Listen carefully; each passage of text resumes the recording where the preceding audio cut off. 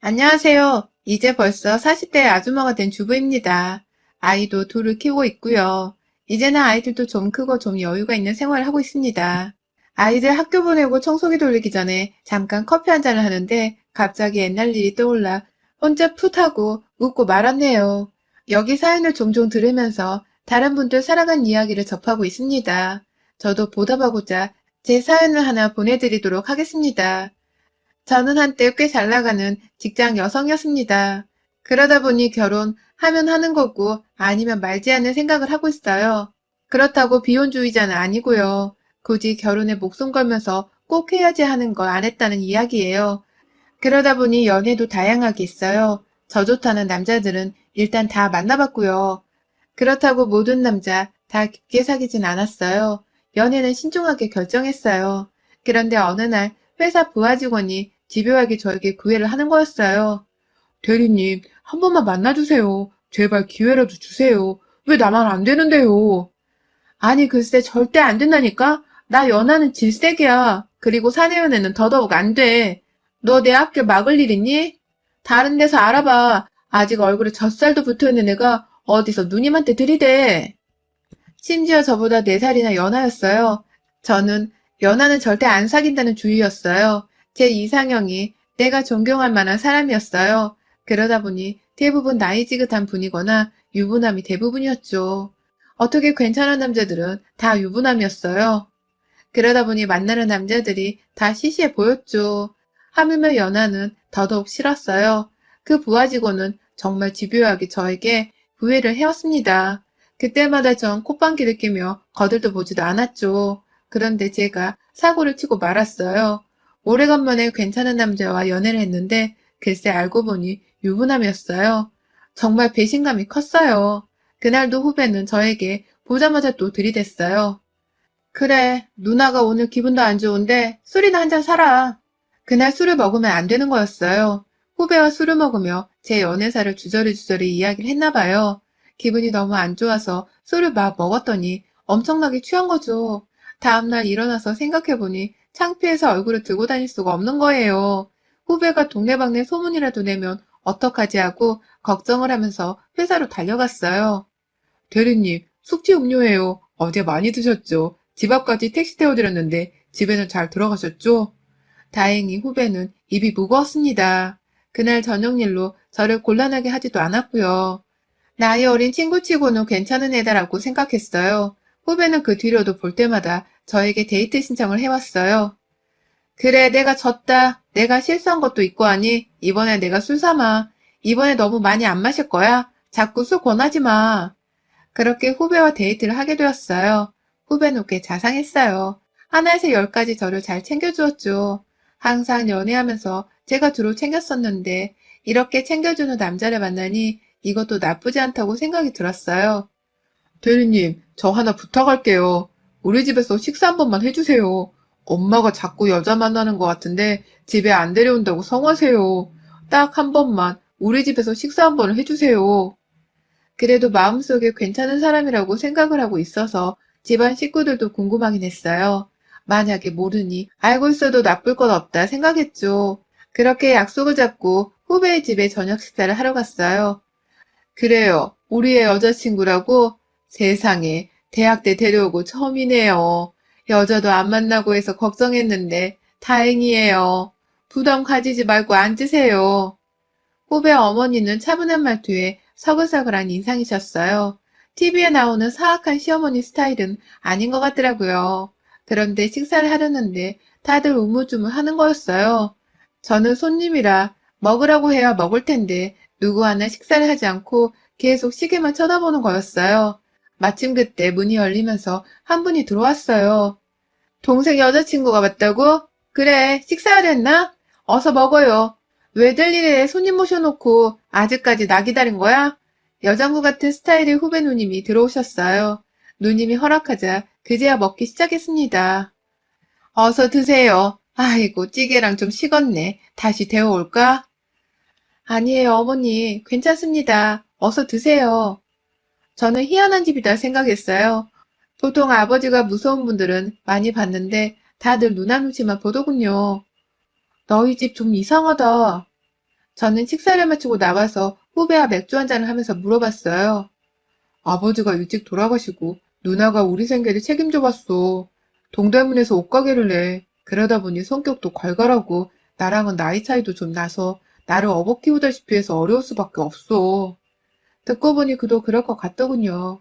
어린 나이에 가장이 되어 집을 먹여 살렸으니 가장 노릇을 하는 거죠. 저는 별로 대수롭지 않게 생각했어요. 어차피 이 후배랑 결혼할 마음이 없었거든요. 그래도 항상 지극정성으로 저에게 대하는 후배가 싫지 않았어요. 그러다 보니 자주 만나게 되더군요. 자주 만나게 되니 남녀 사이에 문제가 발생할 수밖에 없었죠. 아, 어떡하니? 나 임신했다? 네? 정말요? 어떡해요. 미안해요. 야, 그날 술 먹고 네가 에휴, 내가 너한테 뭐라고 하니? 내가 잘못한 거지. 머리가 아팠어요. 생전 이런 실수를 한 적이 없는데 얘랑만 있으면 내가 마음이 풀어져 버려서 큰 실수를 해버렸어요. 대리님, 우리 결혼해요. 우리 아기 낳고 같이 살아요. 예, 결혼이 누구의 이름이니? 갑자기 결혼 이야기를 하고 있어. 잠깐만, 나 지금 머리가 너무 아프다. 한동안은 정말 아무 생각이 안 났습니다. 내가 이런 실수를 하다니. 나 자신에게 실망스러웠습니다. 그런데 어느 날 전화 한 통을 받았어요. 후배의 어머니셨어요. 직접 회사까지 찾아오셔서 어쩔 수 없이 만나야 했습니다. 그래요. 내가 아들한테 이야기 들었어요. 축하해요. 남들은 아기 가지는데도 엄청나게 힘들게 가지는데 이렇게 아기가 생겼으니 얼마나 축복이에요. 설마 아이 지우려던 건 아니죠? 우리 아들 순하고 괜찮아요. 누나 등살에 좀 기죽어서 지냈지만 그래도 어디 가서 미움받을 사람은 아니잖아요. 우리가 많이는 못해줘도 아파트 전세 정도는 해줄 수 있어요. 어떻게 우리 아들하고 결혼을 해주면 안 되겠어요? 후배 어머니의 간곡한 부탁에 차마 그 자리에서 거절은 못하고 잠시 시간을 달라고 하고 헤어졌어요. 우리 엄마 만났다고요? 내가 말렸는데 끝까지 고집을 부리셔서. 너 분명히 하자. 나 사랑하니? 내가 그렇게 좋아? 그래, 너 나 따라다닌 지 벌써 1년 넘었으니 그거는 넘어가고. 나 먹여 살릴 자신 있어? 나 아기 낳고 직접 못 다닐 수도 있어. 네가 가족을 부양할 자신 있어? 어떻게든 해야죠. 자신 있어요. 무슨 일이든 해서 먹여 살려야죠. 나 아르바이트도 열심히 했어요. 그리고 회사에서 나름 인정도 받고 있으니 이 회사에서 어느 정도 다닐 수도 있을 거고요. 대리님한테 벌라고 안 할게요. 이건 내가 확실하게 할게. 바람은 절대 안 돼. 알았지? 피는 순간 우린 끝이야. 네, 평생 모시고 살게요. 우리는 그렇게 결혼하게 되었습니다. 사실 저도 나이가 점점 들고 어디 가서 저렇게 나 좋다고 하는 사람 만나기 쉽지도 않고 거기다가 전셋집까지 마련해준다는데 아이를 지우느니 차라리 결혼을 하는 게 훨씬 나은 선택이라고 생각했습니다. 그런데 이때부터 저의 불행이 시작이었습니다. 매사에 조용조용 하시던 시어머니 대신에 시누이가 결혼에 적극적으로 관여를 하더라고요. 왜 내 집이니? 내가 가꾸고 가구도 내 취향에 맞춰서 하고 싶잖아요. 실내 장식? 내가 아는 후배한테 맡겼어. 그리고 실내 장식 하면서 가구도 함께 맞췄으니까 그렇게 알라고. 내가 다 내라고 안 할 테니까 실내 장식 비용 일부만 지급해. 시누이는 아예 결정을 해서 통보를 했어요. 저는 남편을 사정없이 째려봤지만 시어머니도 남편도 찍소리도 못했어요. 하물며 드레스를 고르는데도 나타나셨어요. 자, 이거 중에 골라봐. 요즘 추세야. 나 동대문이지만 패션의 메카야. 요즘 드레스 추세 다 알고 있다고. 몸매를 보니 이게 더 잘 어울릴 것 같은데? 정말 기가 막혔습니다. 매사에 이런 식이었어요. 결정해서 통보. 그런데 아무도 말을 안 하는 거예요. 그렇다고 내가 나서서 싫다고 하면 처음부터 찍힐까봐 정말 싫다는 말이 목 아래까지 나오다 말았어요. 저의 스트레스를 남편이 다 감내해야 했지요. 더 대형 사건은 그 뒤로 벌어졌어요. 어느 날 가게로 남편과 저를 부르시더군요. 이거는 내가 동생한테 주는 거야. 사양하지 말고 받아요. 내가 업어 키운 애인데 벌써 장가를 가다니 내 마음이 찡해. 그러면서 신혼여행 자금이라며 300만 원을 주셨어요. 저야 나쁘지 않았어요.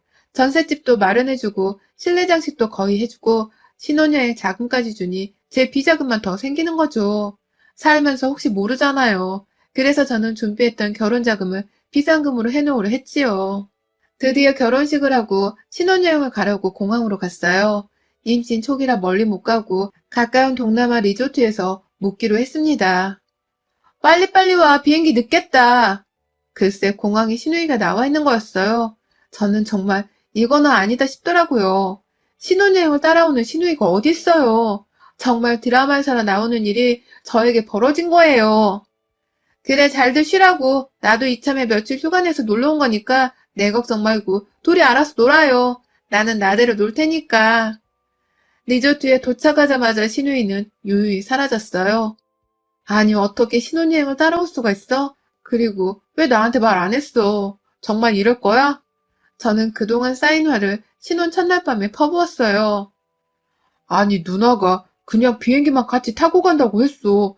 난 같은 리조트인 줄 몰랐지. 우리한테 아무 부담 안 줄 거다라고 했어. 아까 그러셨잖아. 알아서 쉬라고. 그냥 우리 누나 봐도 모른 체 하고 지내면 돼. 그리고 자기야, 사실 전셋집이랑 실내 장식이랑 거진 누나가 도와준 거야. 우리 누나한테 잘해야 해. 내가 무리한 부탁하는 거 아니잖아, 응? 정말 산 넘어 산이었습니다. 거의 결혼 자금을 신우가 댄 거였으니까요. 그러니 저렇게 당당할 수밖에요. 저의 신혼여행은 그날로 끝났습니다. 알아서 논다던 신우이는 저녁에 심심하다며 같이 밥을 먹자고 남편을 데리고 둘이 술집도 갔습니다. 신혼여행이 가족여행이 돼버린 거죠. 저는 입덕까지 해서 리조트 방에 온종일 누워만 있어야 했어요. 그래도 다행인 건 바빠서인지 매사에 꼬장꼬장하게 굴지는 않으셨어요. 다만 자기 멋대로 하는 성격 때문에 저를 아주 곤란하게 했습니다. 어느 날 몸이 너무 안 좋아 휴가를 내고 집에서 쉬고 있는데 갑자기 문 열리는 소리가 나는 거예요. 저는 남편이 왔나 하고 내다봤어요. 그런데 신우이가 들어오고 있는 거예요. 왜? 계속 속이 안 좋아? 내가 잘 아는 전복집에서 전복죽 사왔어. 이거라도 어서 먹으라고.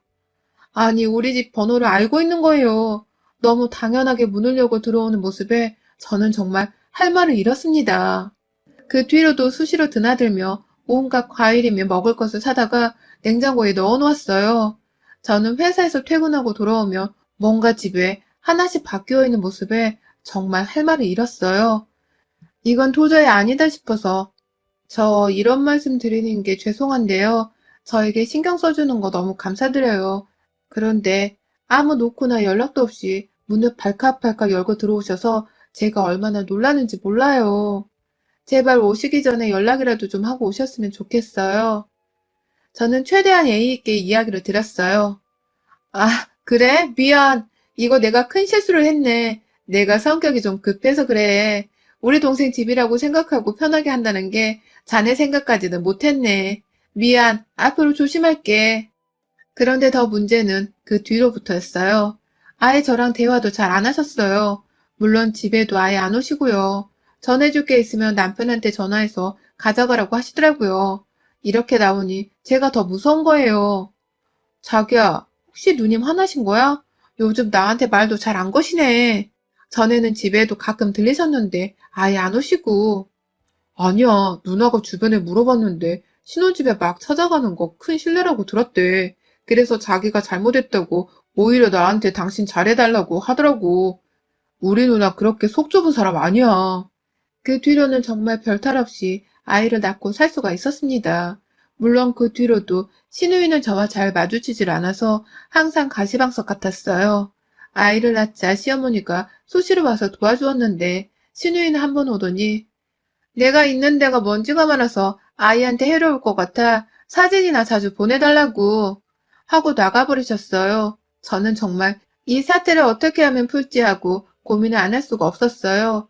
그 뒤로 있는 일들이 더 나를 힘들게 했어요. 아이를 출산하고 얼마 안 돼 추석이었어요. 그래도 명절이니 이것저것 준비를 하려고 했어요. 명절 준비한다고? 출산한 지 얼마나 됐다고 그래. 아니야. 이번 명절은 그냥 지나가자고. 집에서 쉬어. 나랑 엄마랑 어디 온천이라도 다녀오려고 그래. 그냥 푹 쉬어.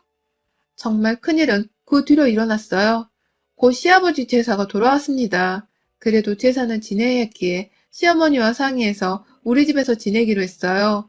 제사가 많지도 않고 아들 집에서 지내는 게 당연해서 제가 한다고 했어요. 제사? 내가 지낼 건데? 왜 딸은 자식 아닌가? 내가 지낼 테니 신경 쓰지 말라고. 아빠랑 각별해서 내가 꼭 지내드리고 싶어서 그래. 그냥 시간 맞춰서 늦지 않게 제사나 지내러 오라고. 저는 정말 찍혀도 단단히 찍혔거나를 느꼈어요. 왜 여자는 여자가 안다고 하잖아요. 도대체 이 난관을 어떻게 헤쳐나가야 하나 매일 고민이 되더라고요. 남편한테 물어봐도 아무 문제 없다는 대답만 들었기에 더 답답했습니다. 그러던 어느 날이었어요. 신우이가 조용히 할 말이 있다며 부르시더군요. 저는 드디어 올 것이 왔다고 느꼈어요. 목소리가 전과는 다른 목소리였거든요. 뭔가 중요한 할 말이 있는 듯한 목소리였어요. 저 말이야, 내가 좀 뭐 좀 물어봐야겠는데. 네, 말씀하세요. 저는 마음의 준비를 단단히 했어요. 불호령이 떨어져도 들을 자신이 있었습니다. 내가 하는 말, 엄마나 동생한테는 비밀이야. 내가 어디 가서 물어보기도 힘들고 해서 그래도 가족이니까 물어보는 거야. 네, 말씀하세요. 남자랑 어떻게 사귀는 거야? 왜 있잖아. 언제부터 사귀는 거야? 그냥 몇 번 만나면 사귀는 거가 되는 건가? 저는 갑작스러운 신우이의 말에 무슨 영문인지 몰랐어요. 저 갑자기 남자라니요? 아니, 에이, 내가 남자를 한 명 사귀는 것 같은데 이게 사귀는 것인지 아닌지 나도 알 수가 없어서 어디 가서 물어볼 수가 있어야지. 저는 신우이의 말에 박장대소 할 뻔했어요. 그날 우리는 꽤 많은 대화를 해야만 했어요. 사실 나 남자를 한 번도 안 사귀어봤어. 정말 가족만을 위해 살아왔지.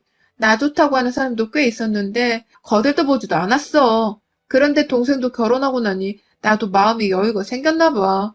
처음으로 괜찮은 남자를 만났는데 왜 있잖아. 진도. 그래, 진도라고 한다며?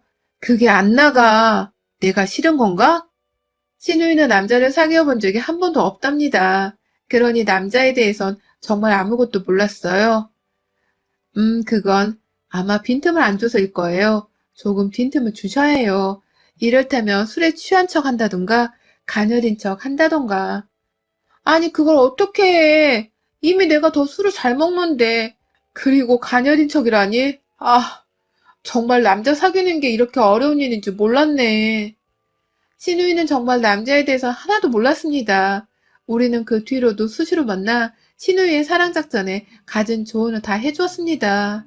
그렇게 자주 만나고 대화를 해보니 신우이는 정말 단순한 성격일 뿐이지 결코 나쁜 마음을 가지고 있지 않다는 것을 느낄 수 있었습니다. 내 기준에서만 신우이를 바라보니 오해를 하고 있었던 거죠. 그래, 그래. 여기까지는 잘 된 것 같아. 근데 결정적으로 왜 그거 모텔 가는 거 그거는 어떻게 해야 해? 그리고 가서 어떻게 해? 정말 남자에 대해서는 순수한 사람이었습니다. 저의 조언이 잘 통했는지 신우이는 40이 넘어서 결혼식을 올리려고 합니다. 물론 제 드레스를 고를 때처럼 제가 드레스를 골라주었고요. 지금도 신부대기석을 가봤는데 바들바들 떨고 있더라고요. 아, 이게 뭐라고 이렇게 떨리냐? 나 막 도망가고 싶고 그래. 아, 심장이 왜 이렇게 뛰지? 그래도 여자는 여자인가 봐요. 천하의 시누이가 결혼식을 앞두고 바들바들 떨고 있답니다. 세상에 참 많은 사람이 있죠. 하는 행동으로 인해 오해를 받은 사람들도 있고요. 그래도 대화가 제일 중요한 것 같아요. 저는 신우이와 대화를 하면서 사실대로 신우이에게 이야기했어요. 다들 어려워한다고. 신우이는 모르고 한 행동이었어요. 다들 지레짐작으로 그 사람을 판단한 거죠. 우리 집은 예전보다 훨씬 부드러워졌답니다. 혹시 신우이랑 사이가 안 좋으신가요? 대화를 한번 해보세요. 혹시 알아요? 절친이 될 수도 있답니다. 여러분의 생각은 댓글로 남겨주세요. 오늘도 시청해주셔서 정말 감사합니다.